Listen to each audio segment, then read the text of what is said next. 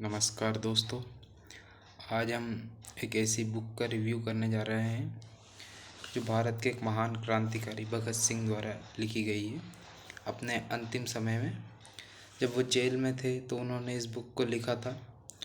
तो बुक का नाम है भगत सिंह की जेल डायरी। आप देख सकते हैं भगत सिंह की जेल डायरी उनके जीवन को बहुत खोल देती है।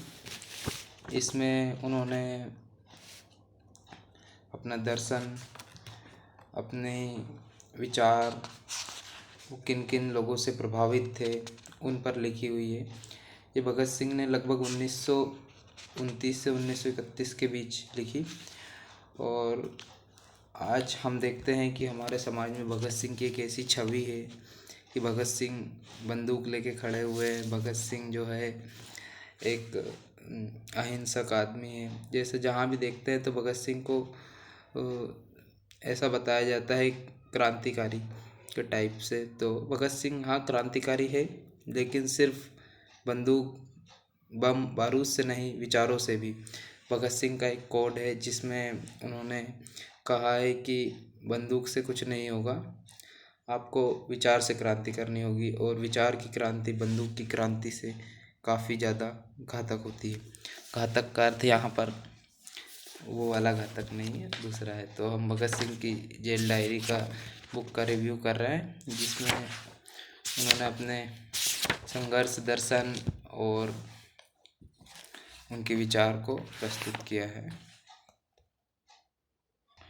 इस बुक में भगत सिंह के समस्त पत्रों का संग्रह भी है और उनके पुराने और नए सभी फ़ोटोज़ भी प्रिंटेड है। ये बुक आपको फ्लिपकार्ट पे काफ़ी आसानी से मिल जाएगी। तो मैं पढ़ूंगा भगत सिंह का एक पत्र, जिस पत्र का शीर्षक है हमें गोली से उड़ा दिया जाए। दोस्तों शुरू करते हैं। प्रति ये पत्र लिखा है गवर्नर पंजाब शिमला महोदय, उचित सम्मान के साथ हम नीचे लिखी बातों आपकी सेवा में दे रहे हैं। भारत की ब्रिटिश सरकार के सर्वोच्च अधिकारी वायसराय ने एक विशेष अध्यादेश जारी कर लाहौर षड्यंत्र अभियोग की सुनवाई के लिए विशेष न्यायाधिकरण ट्रिब्यूनल स्थापित किया था, जिसने अक्टूबर 1930 को हमें फांसी का दंड सुनाया। हमारे विरुद्ध सबसे बड़ा आरोप यह लगाया गया कि हमने सम्राट जॉर्ज पंचम के विरुद्ध युद्ध किया है। न्यायालय के निर्णय से दो बातें स्पष्ट हो जाती है। पहली यह कि अंग्रेज जाति और भारतीय जनता के मध्य एक युद्ध चल रहा है। दूसरा यह कि हमने निश्चित रूप से यह युद्ध में भाग लिया है, अतः हम युद्धबंदी है। हम ये कहना चाहते हैं कि युद्ध छिड़ा हुआ है और यह लड़ाई तब तक चलती रहेगी जब तक कि शक्तिशाली व्यक्तियों ने भारतीय जनता और श्रमिक की सांसों के साधनों पर अपना एक अधिकार रख रखा है। निश्चित ही यह युद्ध उस समय तक समाप्त नहीं होगा जब तक कि समाज का एक वर्तमान ढांचा समाप्त नहीं हो जाता। प्रत्येक वस्तु में परिवर्तन, ये क्रांति समस्त नहीं है जाती और मानवीय सृष्टि में एक नवीन युग का सूत्रपात नहीं हो जाता। हम आपसे केवल यह प्रार्थना करना चाहते हैं कि आपकी सरकार के ही न्यायालय के निर्णय के अनुसार हमारे विरुद्ध युद्ध जारी करने का अभियान है। इस दृष्टि से हम युद्धबंदी है, अतः इस आधार पर हम अपनी मांगे करते हैं। हमारे प्रति युद्धबंदियों जैसा ही व्यवहार किया जाना चाहिए और हमें फांसी देने के बदले गोली से उड़ा देना चाहिए।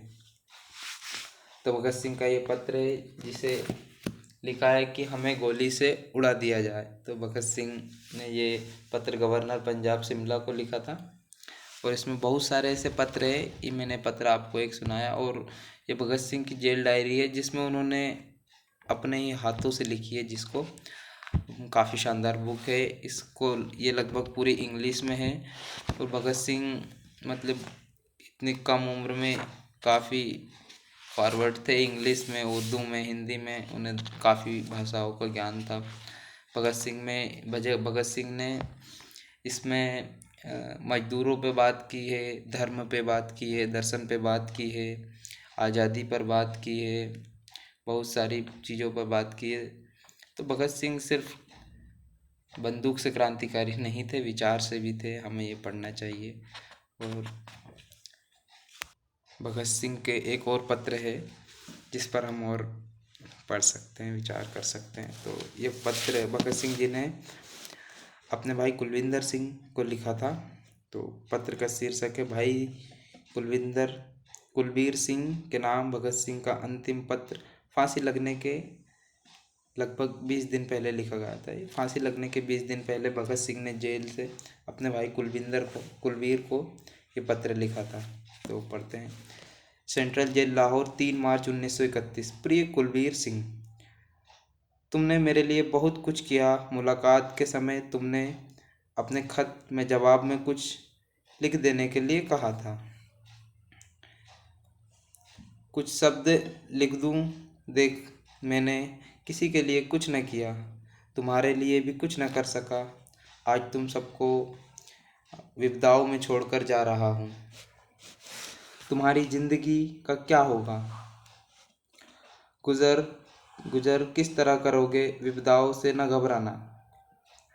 इसके सिवाय और क्या कह सकता हूँ? अमेरिका जा सकते हो तो बहुत अच्छा होता, लेकिन अब तो ये नामुमकिन जान पड़ता है। धीरे धीरे हिम्मत से पढ़ लो। अगर कोई काम सीख सको तो बेहतर होगा, लेकिन सब कुछ पिताजी की सलाह से करना। जहाँ तक हो सके प्यार मोहब्बत से रहना। इसके सिवाय क्या कहूँ? जानता हूँ कि आज तुम्हारे दिल में गम का समुद्र ठाठे मार रहा है। तुम्हारे बारे में सोचकर मेरी आंखें भी आंसू आ रहे हैं, लेकिन क्या किया जा सकता है? हौसला रख मेरे अजीज, मेरे प्यारे भाई। जिंदगी बड़ी बेरहम है, लोग भी बहुत बेरहम हैं। सिर्फ हिम्मत और प्यार से ही गुजारा हो सकता है। कुलतार की पढ़ाई की चिंता भी तुम्हें करनी है। बहुत शर्म आती है और अफसोस होता है। अफसोस के सिवाय मैं कर भी क्या सकता हूँ? साथ वाला खत हिंदी में लिखा है। खत बीके की बहन को दे देना। अच्छा, नमस्कार मेरे अजीज़ भाई, अलविदा। तुम्हारा शुभकांक्षी भगत सिंह। तो भगत सिंह का ये पत्र काफ़ी भावनात्मक है जो उन्होंने अपने भाई को लिखा है। इसमें हम पत्र पढ़कर ही समझ सकते हैं कि वो क्या कहना चाहते हैं।